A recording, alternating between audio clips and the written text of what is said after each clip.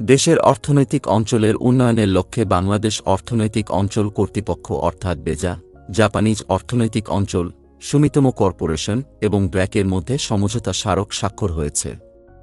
মঙ্গলবার ৪ জুন বেজা সম্মেলন কক্ষে অনুষ্ঠিত এ সমঝোতা স্বাক্ষরের বিষয়টি একটি সংবাদ বিজ্ঞপ্তির মাধ্যমে জানায় বেজা।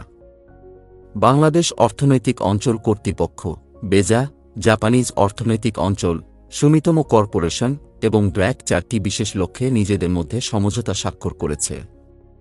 এর মধ্যে রয়েছে কারিগরি, বৃত্তিমূলক, শিক্ষা ও প্রশিক্ষণ ফ্রেমওয়ার্কের মাধ্যমে উৎপাদন, নির্মাণ ও অন্যান্য খাতের জন্য চাহিদা অনুযায়ী বাংলাদেশ বিশেষ অর্থনৈতিক অঞ্চল এলাকায় বসবাসকারীদের প্রয়োজনীয় প্রশিক্ষণ দেয়া।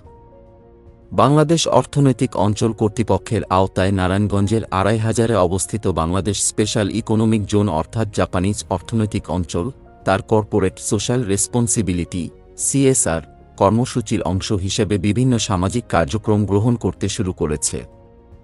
জাপানিজ অর্থনৈতিক অঞ্চলের কারণে এরই মধ্যে সংলগ্ন এলাকায় ব্যাপক আর্থসামাজিক উন্নতি পরিলক্ষিত হচ্ছে এবং কর্মসংস্থানও বেড়েছে।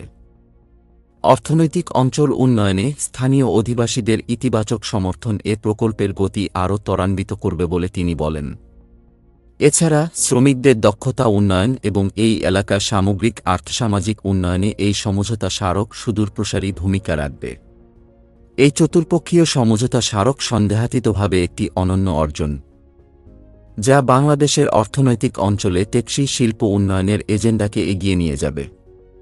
ব্র্যাক এরই মধ্যেই ক্ষুদ্র ঋণ, শিক্ষা এবং দক্ষতা বৃদ্ধির খাতসমূহে সারা বিশ্বে ভূমিকা রেখেছে এবং সেই অভিজ্ঞতাকে কাজে লাগিয়ে অর্থনৈতিক অঞ্চলের আশেপাশের উন্নয়ন ত্বরান্বিত হবে।